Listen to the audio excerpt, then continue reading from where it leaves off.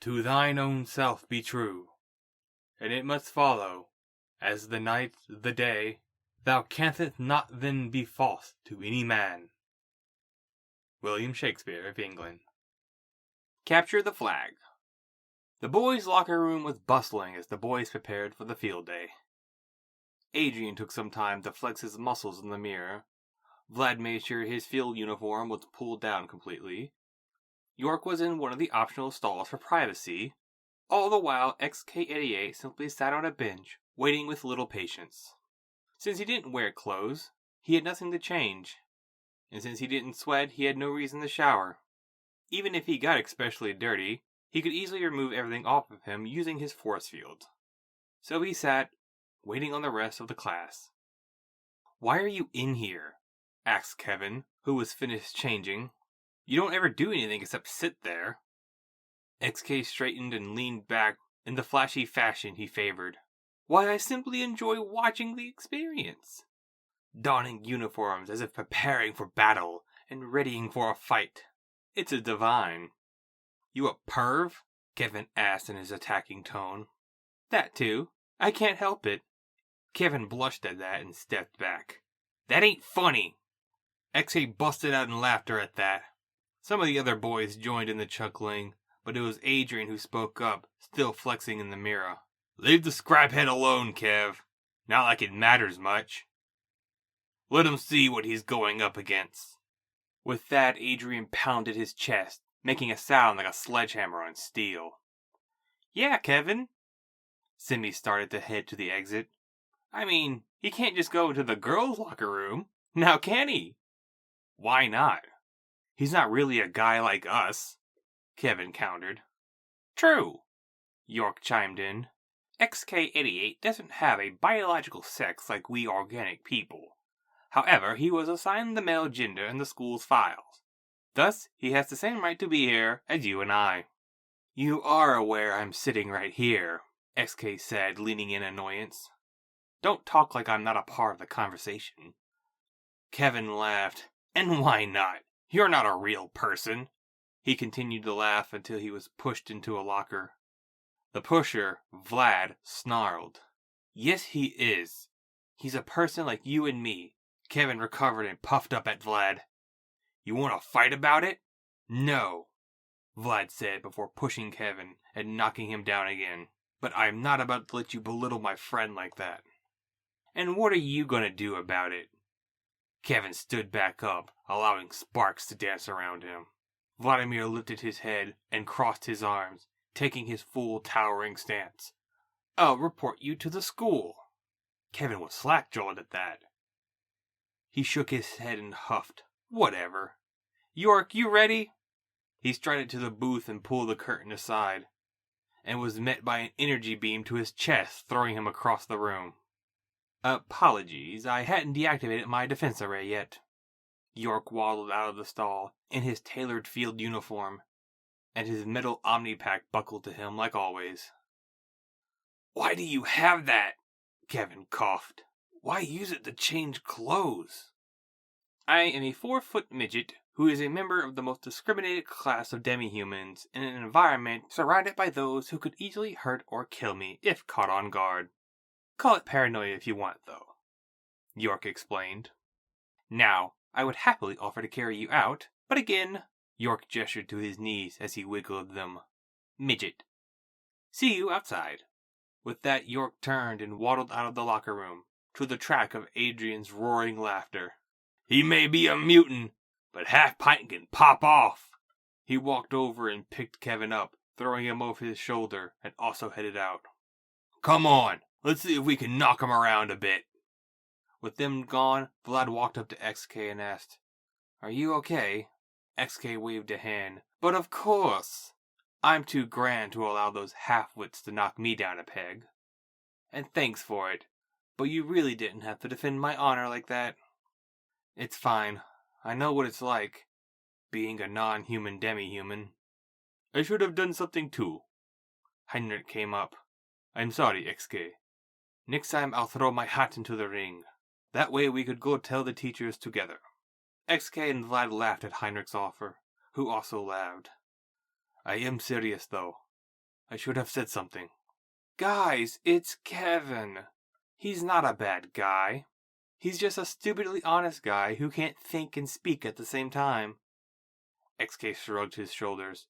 In fact, I would bet that if anyone else did what he did, he would have decked him for insulting me. Still isn't right, Vlad said as the three of them started to head out. Today was a field day. Just as important as training the minds of the student body was training their bodies. Since many students had enhanced physical limits, the most common method of allowing them to reach those limits was to simply have them play some sport. Today was capture the flag. All right, brats, listen up, Coach Stars shouted out as they entered a loose formation. Today we're playing capture the flag. You'll be divided into your teams and placed at positions in the forest with a flag. Whichever team has the most flags at the end wins. Move out! The coach gestured to a large tram cart, and no one asked any questions. They had all learned that Coach was not someone who answered questions. So XK, Vlad, and the rest of the classes loaded up. There were two other classes, Class F and Class I, each with 28 students divided into 4 teams of 7. 84 students in 12 teams total, and the tram pulled along just fine. The coach called class teams as we headed around the forest. Team J1, he finally called. That's us. XK cheered, leaping off with grace, and looked at the fort that had been built up over many years of field days. Standing only 30 feet wide, it was tall enough to have a second floor that wrapped the inner wall. In the center was a simple red flag, drooping without the wind. XK turned to his team. All right, are we ready to defend this flag with our lives? Team J1 was made up of XK88, Vlad, Frank, Heinrich, Sarah, Jessica, and the other Jessica. Between them all, they were easily one of, if not the least combat-capable team on the field. The rest of the team simply looked at XK with a range of expressions. Jessica Black was the first to speak up. You can't be serious. Even if we did fight for our lives, we would just be killed. Jessica Blanc came up next. Come on, Jessica. We can at least try and have some fun. You know, I actually had a dream about a lowly warrior rising to the top of a hill in victory.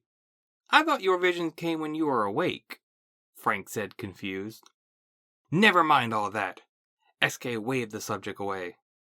We just need to prepare. Jessica, can you make some magic barriers or something? Or something, answered Jessica. Good enough. Frank, Heinrich, scout the area. What do you mean? Asked Frank. Search the area and report back, especially for other students. Sarah, you're with me and Vlad. What? Vlad and Sarah said at the same time. Why am I coming with you and Vlad? Asked Sarah. Where are we going? Asked Vlad. We're going on the offense. Vlad, you always play so defensively.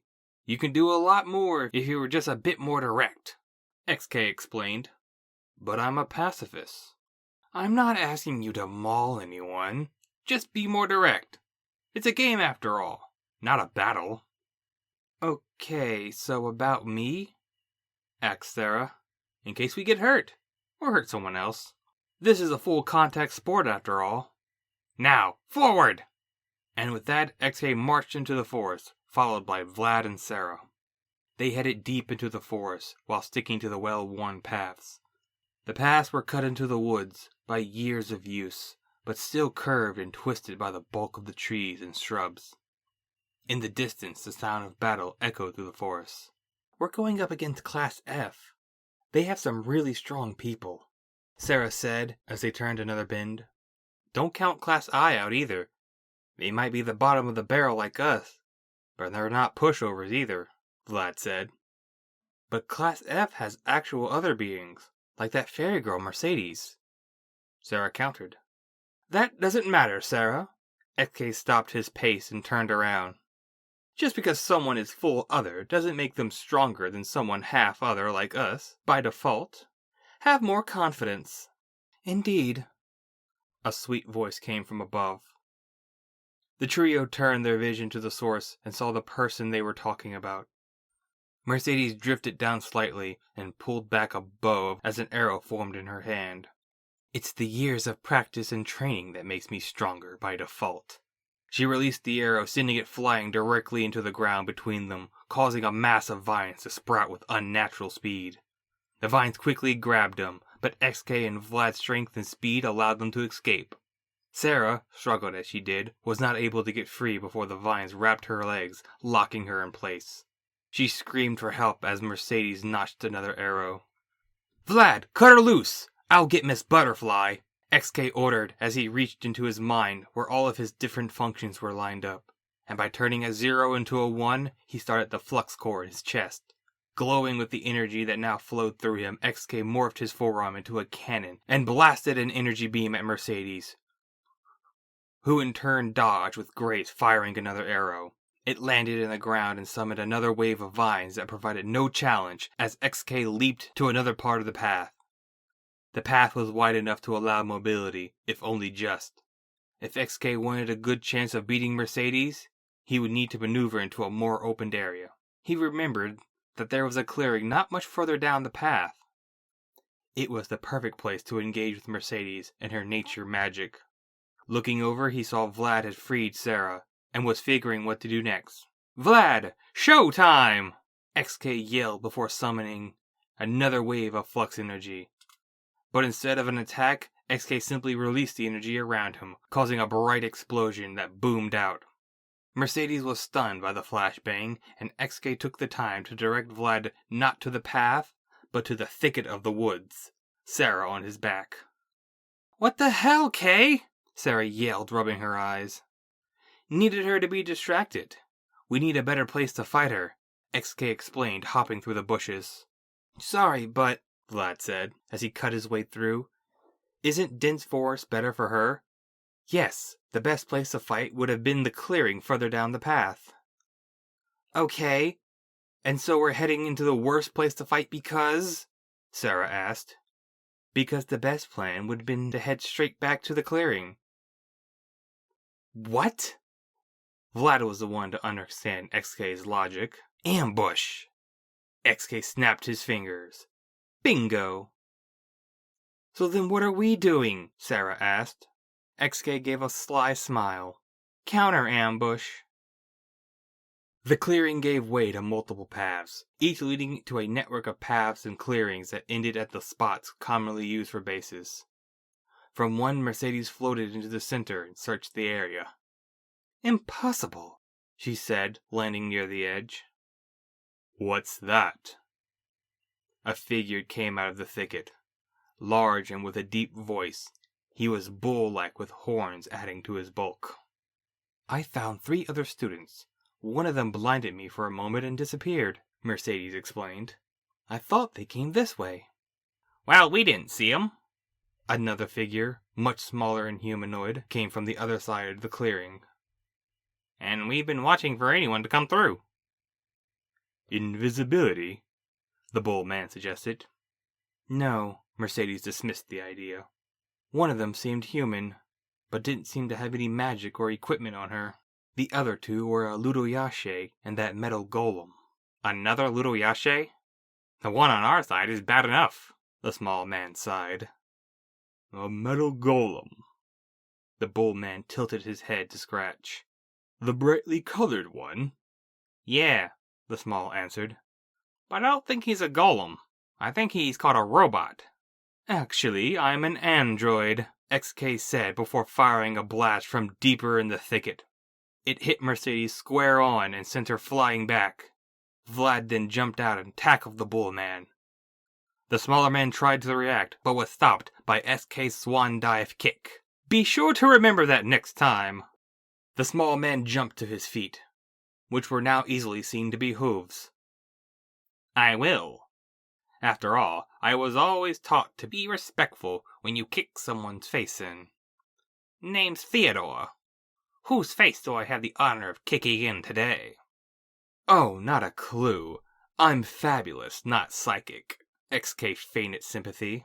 "As for me, I am XK88 Scott, the greatest creation of the famed Dr. Scott." "Never heard of him." Theodore said as he rushed forward, closing the space between them in a single stride. XK stood still as Theodore ready to kick, only to be knocked aside by the bulk of the bullmen flying into him. They were sent to the edge of the clearing with loud thumps. "Sorry," Vlad said, walking over to XK. "I didn't mean to hurt you. I never got your name." The two of them stood off, knocking the dirt off their clothes. The bullman looked up at Vlad. "I am George." "Really? George?" XK mocked. "What's your daddy's name? Timothy?" "Yes," George said, before launching himself at the pair. Vlad leaped in front of the charge, grabbing George and throwing his bulk overhead with great ease. Vlad was the largest in the class. When he wasn't hiding his bulk with slouching, he outsized even Brick and Simi. George was even larger, even twice the raw mass of Vlad. Yet Vlad still sent him across the clearing again. Vlad cringed as the thumb shook the ground. "Sorry, George." "Don't you worry. Georgie is a big boy," Theodore called as he made his own attack on Vlad. A roundhouse kick aimed at Vlad's belly. The impact was interrupted mere inches away, though. Confused, Theodore looked to see XK's hand around his ankle. "Naughty boy!" XK waggled a finger. "I'm your dance partner in this show." With swift strength, XK tossed the much smaller Theodore back across the clearing. Landing on his feet, Theodore prepared another charge. Another kick that XK blocked and asked, "Tell me, what kind of being are you?" "I'm guessing satyr, but I don't want to be rude." "I am a satyr. Papa's a diplomat. Same for George," Theodore chattered as he delivered kick after kick that XK dodged or blocked. "George is a satyr?" XK said in mock surprise. "What do they feed him?" XK kept up his pace of reacting to any blow Theodore sent. "Annoying bastards. Good thing you're here. It's almost lunchtime." "It is? I can't believe how time flies," as XK's line was cut off by Theodore throwing a punch into his face. XK's body was all metal, and tough metal at that, but Theodore's fists were like rocks. XK's cheek was clearly dented from the blow. "You barbarian! You'll pay for that!" "Oh, come now. It looks good on you," Theodore taunted. "Oh, well then, all is forgiven. But still." XK leaped forward and started to deliver his own attack. It also involved a lot of kicks from his long legs and swift jabs when openings showed themselves. Before long, the two of them had traded a dozen blows each. Theodore's uniform became more and more torn as the fabric was being grated against the metal and stone skin of XK and Theodore. The dents on XK's bodies were shallow, but were still the results of impressive blows. Better yet, it turned out that Theodore had held back before, and was now going full force, causing XK to go even further. He started to summon flux energy from his core and channel it into his kicks and punches. Before long, the two of them were set in a rhythm, set by a violent drum beat. They bobbed and weaved and blocked and swung. The two were even.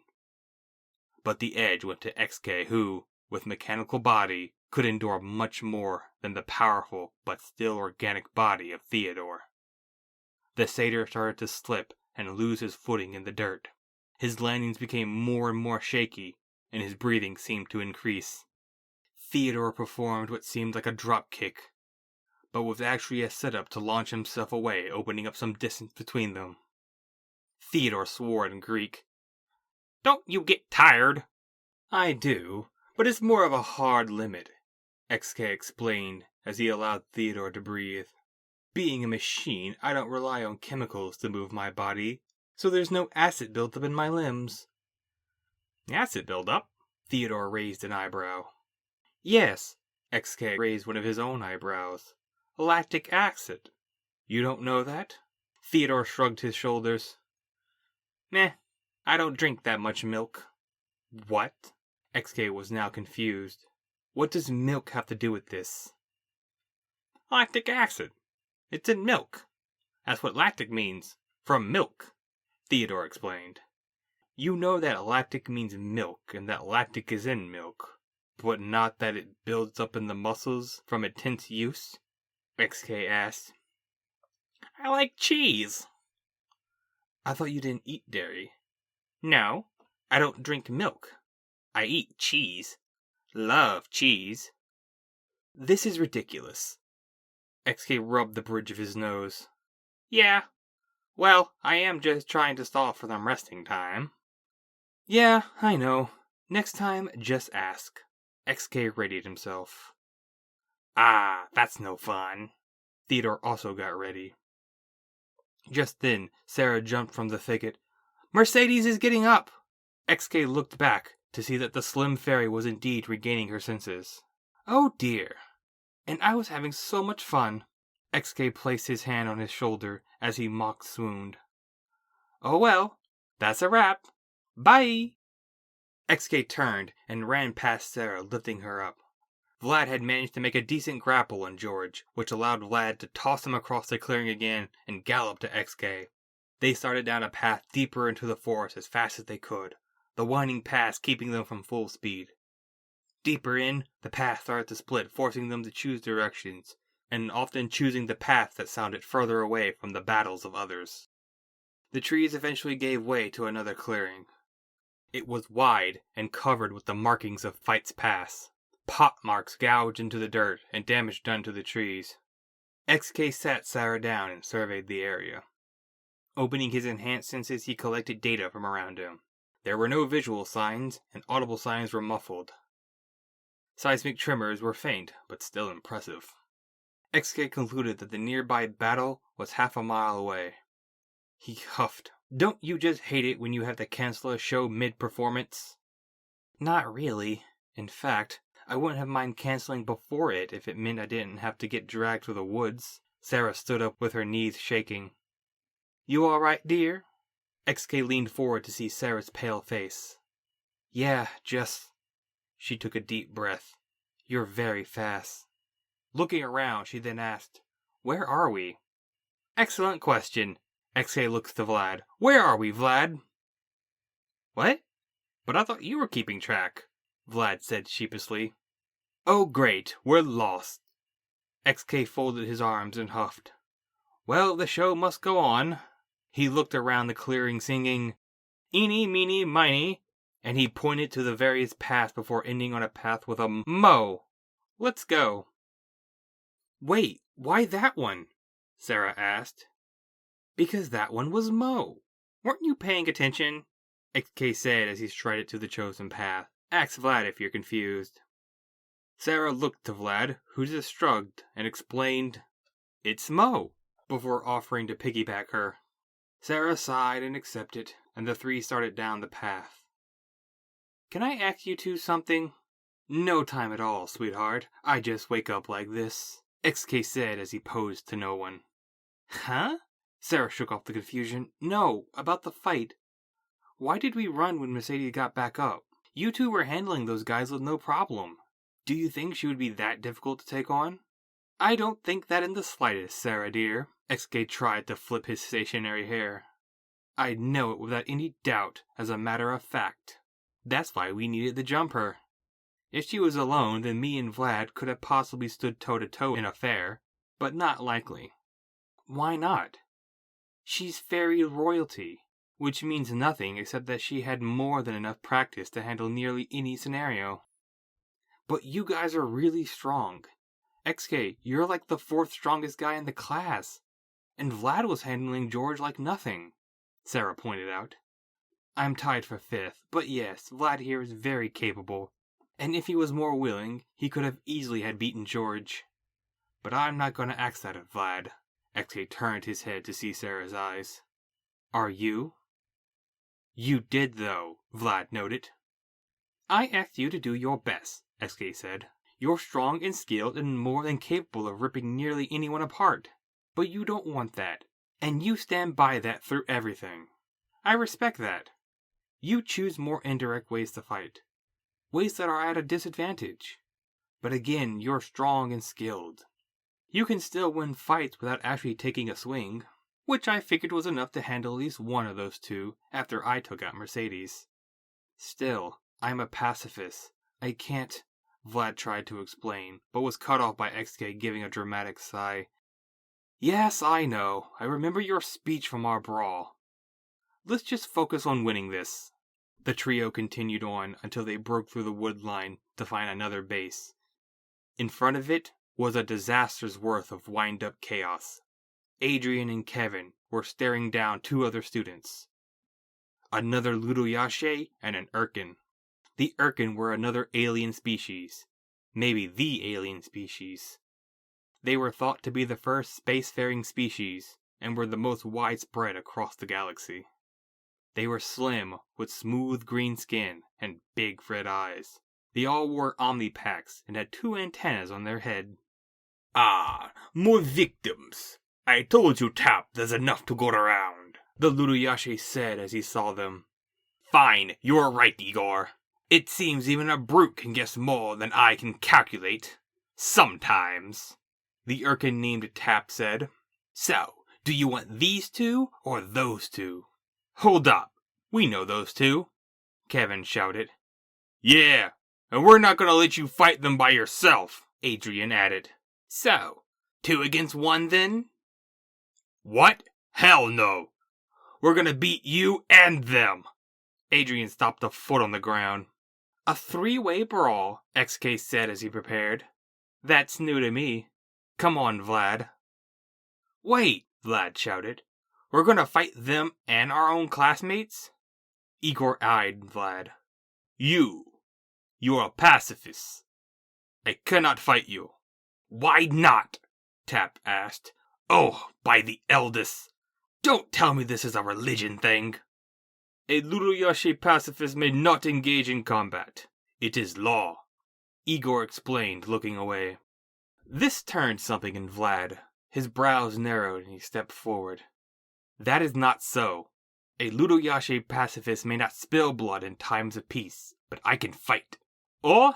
How so? With tickles? Igor looked back with a saw-toothed smirk.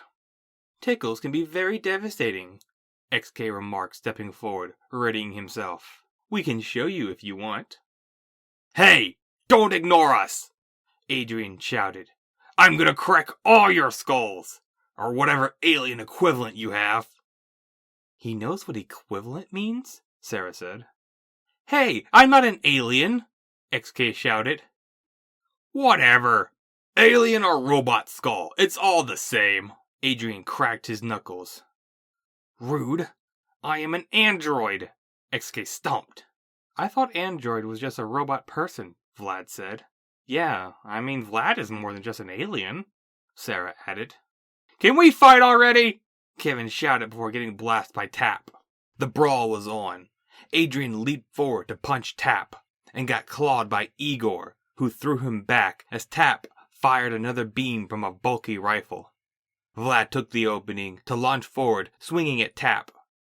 Vlad's punches could break bone at full power, but with only half power, an energy shield came up around Tap, and turned the strike into a throw as the Urkin was sent across the dirt. Igor turned for a tail whip that was possibly also at half power. It was slow and easy to dodge, and Vlad took it full on, allowing him to be thrown.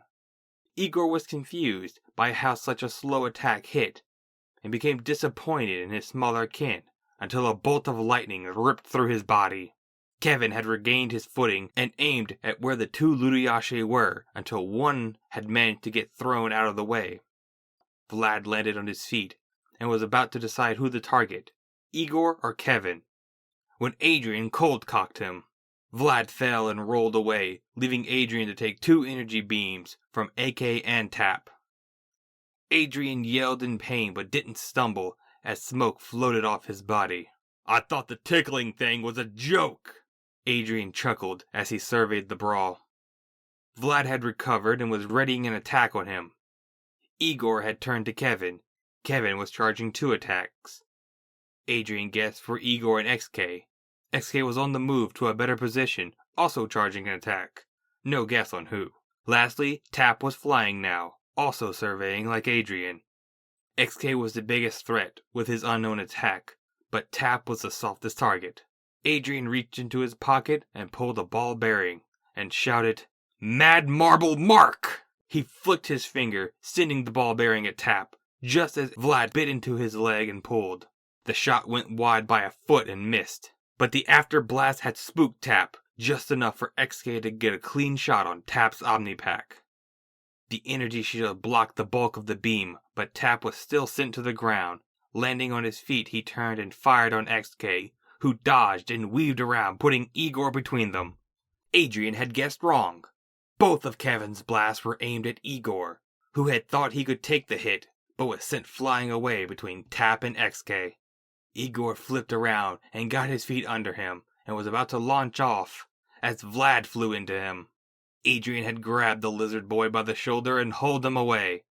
The two rolled off, opening XK to Tap's beam rifle, Kevin to XK's flux cannon, and Tap to Kevin's shock bolt.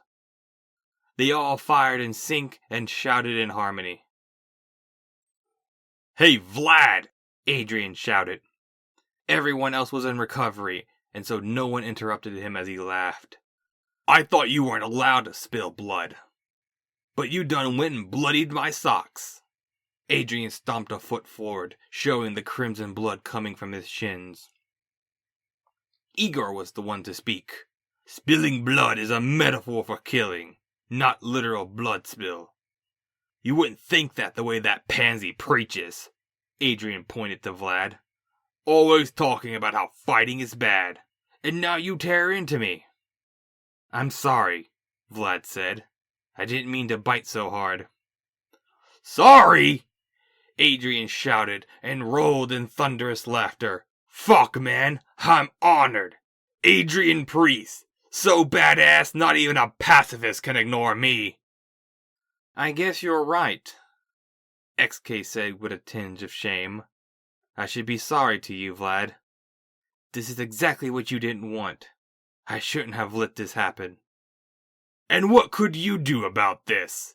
Adrian asked with mirth. "Got some secret technique up your sleeve?" "As a matter of fact." XK stood tall, and from his chest summoned a wave of flux energy. It flowed around and engulfed him, turning his body into light. "Igor, get back!" Tap shouted. He had produced a camera-like device and was reading something off of it. "His power level is skyrocketing." "Hell yeah, it is!" Adrian shouted in glee. "Kevin, you feel this?" "Scraphead's been able to do this the whole time?" Kevin shouted, confused. "Why only now?" "Such power," Igor said in disbelief. "I thought Class J was a joke." "XK, it's okay," Vlad shouted. "You don't have to do this." "I got the flag!" Sarah shouted as she ran from the base. "I got the flag!" All eyes were on Sarah as she sprinted from the base, carrying a pole with a red flag waving behind it. Instantly, the light around XK vanished. "Guess the show is postponed for now. Vlad!" Vlad leaped up and over to Sarah, scooping her up and bailing to the wood line. XK had also jumped over to shield them from both Tap's and Kevin's attacks. The trio had managed to slip into the woods and were out of sight. "Mary, what the hell?" Adrian shouted as he looked over to the base. Mary was stepping out into the open, her role of flag keeper now over. "You're the one who said always throw rock," Mary shouted as she waved a fist. "I meant as a punch!" Adrian screamed. The trio had just gotten out of earshot when they burst into laughter. "Great job, Sarah dear," XK praised. "How did you do it?" "Easy. Only Mary was there, and she challenged me to rock, paper, scissors." "Really?" Vlad laughed. "Why?" "I don't know," was Sarah's answer, and the trio roared in laughter again. They were shooting down through paths. They had a flag, and now needed to get back to base. From the brush, Theodore and George jumped out ready to fight. "Not so fast!" Theodore shouted, only to have XK deliver a shin kick to his gut, knocking the wind out of him, followed by a heel kick to George's face. "No autographs!" XK landed and kept pace as they continued through the woods. Returning to base, they found the rest of the team was worse for wear. Had fun? Yeah, fought like 8 guys, Frank explained. By yourself? Sarah asked. Mostly, Frank smiled, showing a smile that now had fewer teeth than before. Jess is the real star here. Jessica tissed at that. Whatever, I just made a basic circle. Jessie said, Don't be so modest, Jessica. You did good. Indeed, Heinrich said. A basic working can do much. Whatever. Jessica rolled her eyes, and a whistle cut through the field. Game over! Coach Starr's voice was heard by all. Return to HQ, or wait for evac! All right, team, XK cheered. Let's go and show our glory. An hour later, all 3 classes were gathered in the courtyard. Almost everyone was dirty and bruised, with only a few notable exceptions. All right, listen up, Coach Sarge called. Only flags inside your base wall at time count. Any disputes aren't counted. With that, only one team managed to get and keep 2 flags. Team J4! What? XK shouted. How? We sent 2 teams out and managed to each get a flag, Lucas explained. But, XK cried out, we had 2 flags too, so aren't we tied? Nope. You didn't get it to your base before time was called, so it doesn't count. I was 5 feet from it, XK whined. The flag was in my hand. Doesn't matter. But we had their flag. Never said you needed to keep your own flag. J4 wins. Adrian and his team shouted in victory as XK pouted. That's so unfair. It sure is, kiddo. Coach Sarge patted XK's shoulder. It sure is. The rest of the team laughed at that. Stepping up, Vlad patted XK's back. It's okay, XK. At least we had fun, right? XK huffed, sounding like he was on the verge of crying. I guess so.